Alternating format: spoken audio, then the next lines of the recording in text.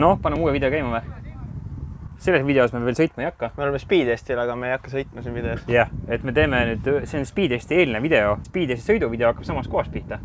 Et me teeme seekord 2 videot ja eelmise video all siis tuli laviin küsimusi meil, et kuulge, et rääkige lahti nüüd, mis see täpselt see indeksi ja see dragi ja see stage imise teema on, et selle jaoks me leidsime üles õige inimese, kes kogu selle asja ära seletab teile.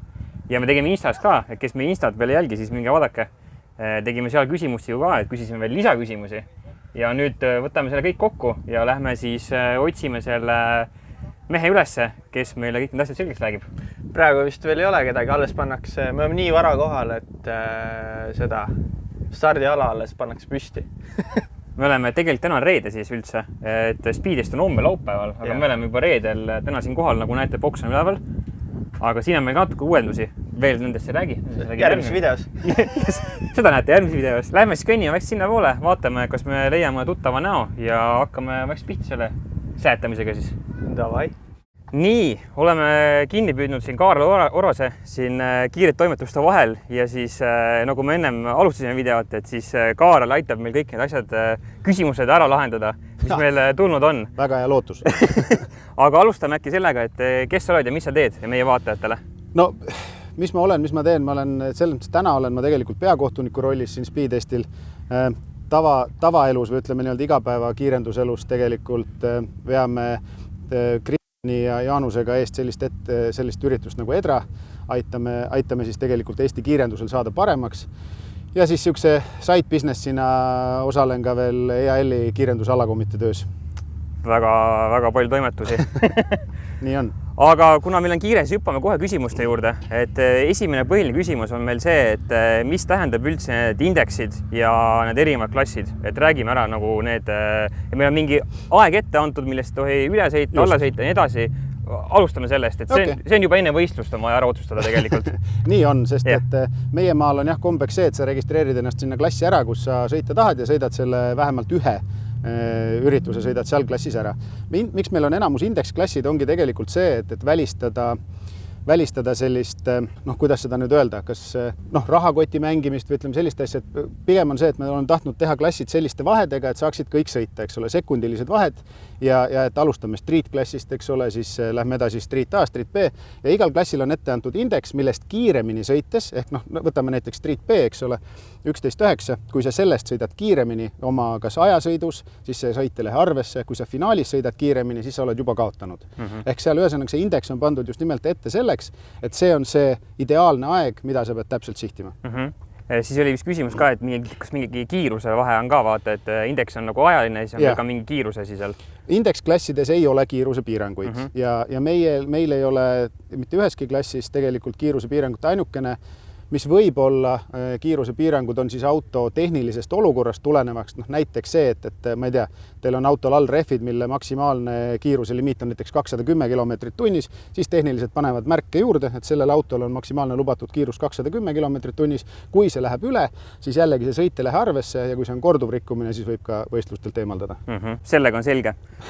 Siis on järgmine küsimus oli selle see termin on ET. Mis sinna ET sisse täpselt kuulub? Et ma saan aru, et meil nagu reaktsioon sinna sisse ei lähe indeksklassides. Aga just, et kuidas see lõppaeg lõpuks sünnib, mida me paberil näeme? No ütleme niimoodi, et ET ongi tegelikult teekonna läbimise aeg, mis tähendab seda, et sellel stardi hetkel, kui läheb nii-öelda nagu andurid ära katkestatakse, mitte nüüd, kui puu ära jookseb ja reaktsioon hakkab jooksma, et sellel hetkel, kui auto hakkab liikuma või mootorratas, siis läheb aeg käima ja lõpeb siis, kui finiši anduritest minnakse läbi. Ehk see on puhas maa läbimise aeg on ET, mitte midagi muud. Ja reaktsiooni aeg on siis tegelikult see, et kui meil siin selja taga on ka kuusepuu, eks ole, et kui kuusepuul hakkavad tuled jooksma, roheline süttib, hakkab reaktsioon käima, mida väiksem on reaktsiooni aeg, seda parem, eriti finaalides, ajasõitudes pole seal vahetest, et seal sõidetakse ainult ET peale enamustes klassides.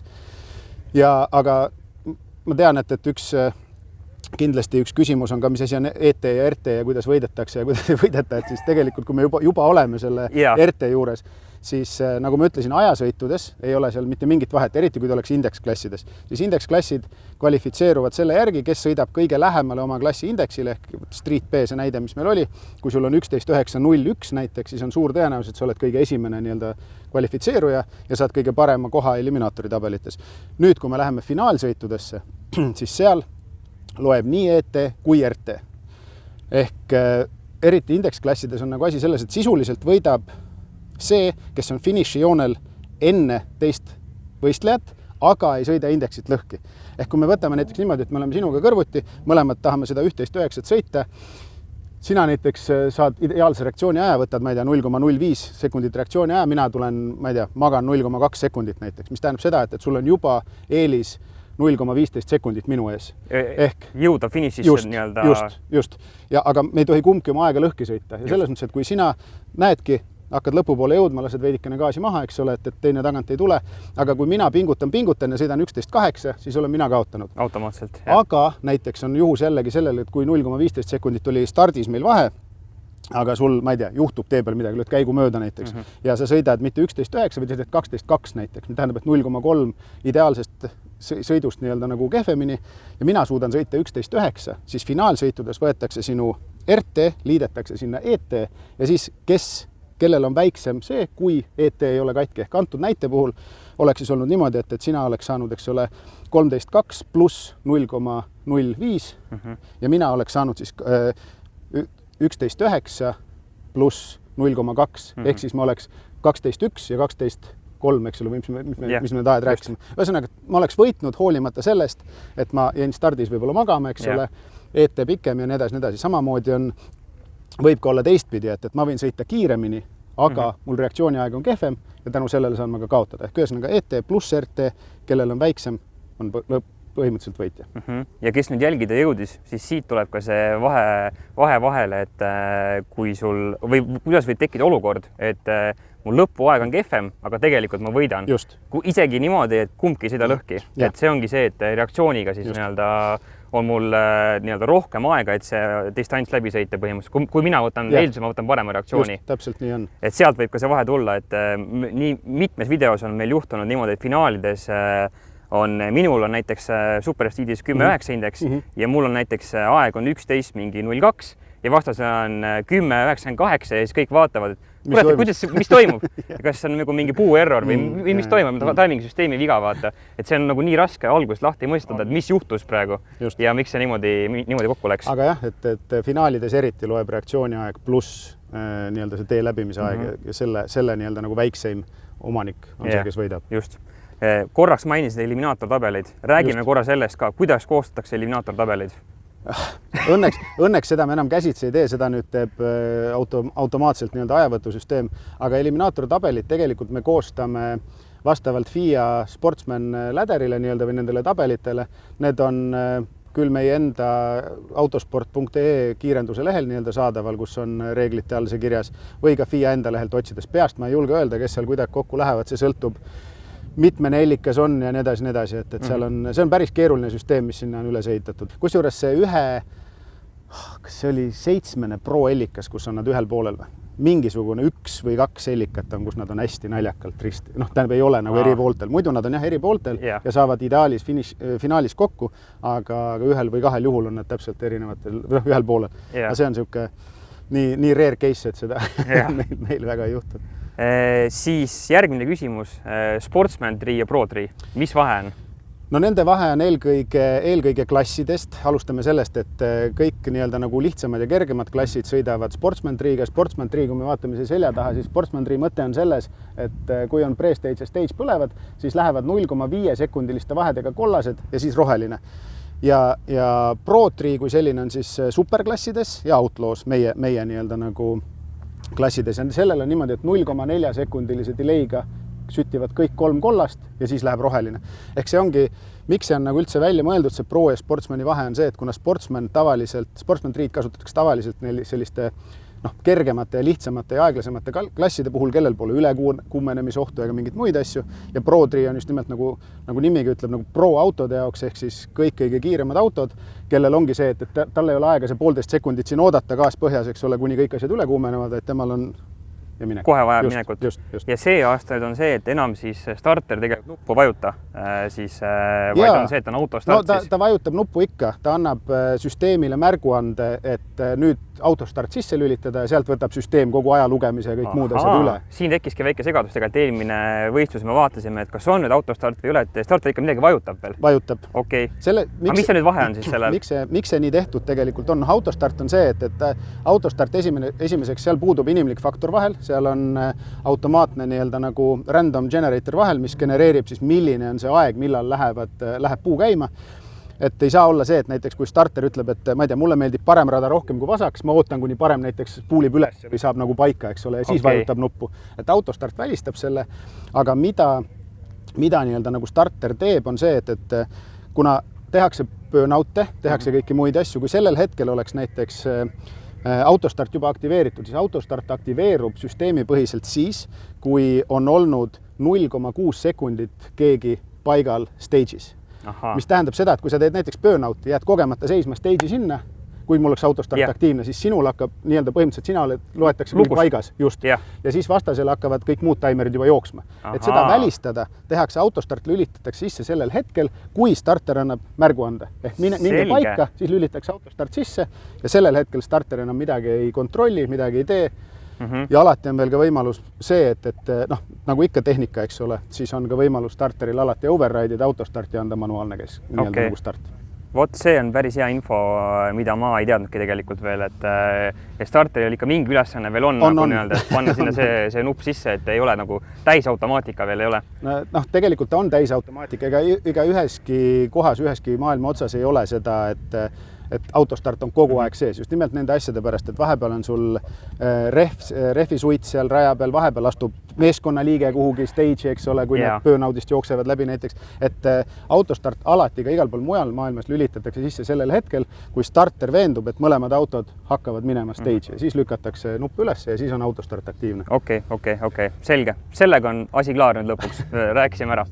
Siis järgmine küsimus oli see, et kvalifikatsioonides, kas ma tohin võtta punast ja ma saan ikka ajakirja? Jaa, kvalifikatsioonides võib sõita igasugu põnevaid sõite selles mõttes, et kui tahta aeg kirja saada, siis ei tohi ära minna enne, kui puu on nii-öelda jooksma hakanud, ehk muidu ei saa üldse aega, aga punase võib võtta, punase suurus ei loe. See sõltub klassist. Jõuame sinna korraks tagasi. Kui me räägime indeksklassidest, eks ole, kes sõidavad oma selle ET peale, kõige võimalikult täpsem ET peale, siis nemad võivad võtta punase, mitte midagi ei juhtu. Kui me räägime näiteks bike bracketist, kes sõidab reaktsiooni, siis nemad peavad võtma positiivse reaktsiooni, sest muidu nad Pro ET-gast, muidu nad ei saa tabelisse. Ehk seal on nagu selline mitu asja, eks ole, kuidas need asjad nii-öelda nagu käivad, et see on klassi kaupa. Selle kohta tegelikult, keda rohkem see asi nagu täpsemalt huvitab, on meil nii-öelda kiirenduse üldreeglid seal samas autosport.ee lehel olemas ja seal on selline hästi ilus kokkuvõttev tabel koos indeksitega, kas on Pro 3, kas on Sportsman 3, kas on staging rule, kas ei ole staging rule, mille järgi valitakse ja nii edasi. See on kõik seal saadaval. Okei, super. See info ka selge. Jah, staging rule'i, jah. Just meil siis nii-öelda superklassides ja juuniorides on siis kasutusel staging rule. Staging rule siis tähendab seda, et kui kaks nii-öelda nagu jällegi staging rule otseselt ei kehti kvalifikatsioonisõitudes, küll aga eliminaatorisõitudes on see väga oluline ja see mõte on siis selles, et kui me oleme kahekesi nii-öelda näiteks nagu raja peal, siis on niimoodi, et esimesena pannakse põlema ainult pre-stage'id mõlemal pool. Ütleme, see, kes esimesena liigub, antakse stardimärguanne, liigub edasi, sõidab nii kaugel, kuni läheb põlema ainult pre-stage. Siis ta peab ootama järgi vastase, kes paneb ka põlema pre-stage'i ja siis võivad juba mõlemad minna stage'i mis iganes hetkel. Aga kui sa oled esimene, kes läheb stage'i ja jääd seisma, siis tegelikult oled sa kaotanud. Ehk sa ei tohi panna stage'i tuld põlema enne, kui vastasel põleb pre-stage, lühidalt öeldes. Ja sealt tulevad ka siis need trikid mängu, et sa võid lasta vastasel siis panna pre põlema ja ise sõita stage'i välja nii-öelda tegelikult. Just, kui üks pre juba põleb, üks ta puha kummal pool, siis võib nii-öelda teine sõita kas otse stage'i, aga tähtis on see, et sa ei oleks esimesena stage'is, nii et teise pre ei põle. Jah, just, et seal tulevadki need igasugused trikitamised, kes tahab trikitada nii-öelda seal stardialal veel mängu nagu nii-öelda, kuidas saab nendega mängida ja veel mitte eksida.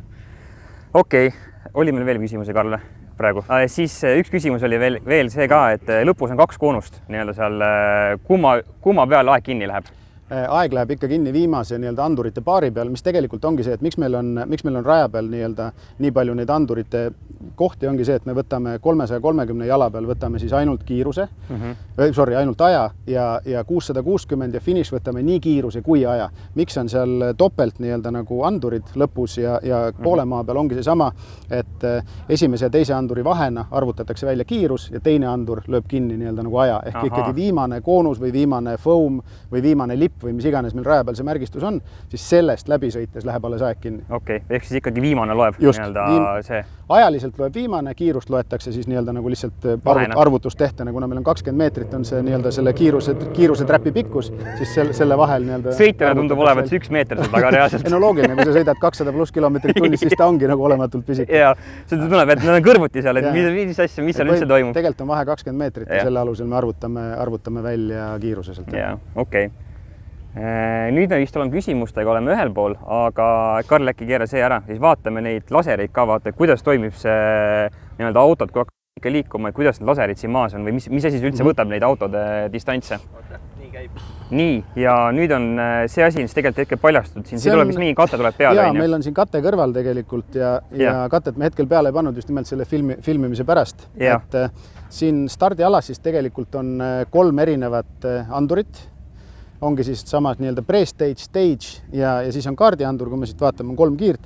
Et põhimõtteliselt, kui me nüüd teeme nagu selle läbimängu, et oletame, et meil on see staging rule, eks me sõidame kõik super street klassi, see on see, et kui starteri märguande antakse, sõidetakse kuni esimeseni. Mina jään nüüd seisma, ootan, eks ole, vastane tuleb ka pre-stage'i ja nüüd võin ma minna, et põhimõtteliselt see on siis see teine ja kui see teine kiir on ka katkestatud, nüüd, kui me mõlemad oleme siin 0,6 sekundit olnud, siis loetakse nagu see autostardi puhul see taimer hakkab käima ja siis juba pannakse puu automaatselt tööle, lähevad kollased ja siis roheline või siis punane, kui sa varastad. Miks siin on 3 andurit? Aeg läheb käima sellisel hetkel, kas kui sa vabastad stage'i või katkestad kaardi. Ehk kui sa näiteks on niimoodi, et sa sõidad niimoodi ilusti sisse ja hakkad nüüd rattaga läbi veerema, kui sa võtad nagu autoratta siia, siis esimene andur, mida sa katkestad, on kaard ja sellel hetkel läheb aeg käima. Kui sul on näiteks mingisugune, ma ei tea, juunioril on hästi kitsas ratas, siis too võib äärmiselt niimoodi, et ta juba vabastab stage'i ja läheb aeg käima. Ehk aeg läheb käima 2 juhul, kas siis kaardi katkestus või stage'i vabastamine. Ja kaard on ka selleks siia ette nähtud, et kui auto sõidab liiga kaugele, siis tegelikult on niimoodi, et seal puul hakkab punane tuli vilkuma. Et on näha, et sa oled liiga kaugel, siis sa pead tulema tagasi ja tegema kogu stardiprotseduuri uuesti. Ja see on siis eeldusel, et see 0,6 sekundit pole veel täis saanud, et kui sa pärast 0,6 hakkad siin midagi jamama, siis sa põhimõtteliselt oled... Just, puu läheb käima sellel hetkel ja siis sa oled juba ära nihkunud, siis sa saad punase tule automaatselt. Ja põhimõtteliselt läbi, kui ei ole kvalifikatsioon. Jah, kvalifikatsioonis ei juhtu midagi hullu, aega see sõit kirja ei saa küll, aga järgmine ja siis läheb juba elu lihtsamaks. Okei. Asi selge meie poolt. Oli veel mingi küsimusi? Vist ei olnud? No super. Siis tulete tagasi ja räägime. Siis kui tuleb veel küsimusi ja me jääme midagi rääkimata, siis me peame Kaarli uuesti järgmise etapi üles otsima ja järgmise küsimus ette võtma, et pole midagi teha. Teeme nii. Jah, kuule, aga super. Aitäh sulle. Edu võistlustel.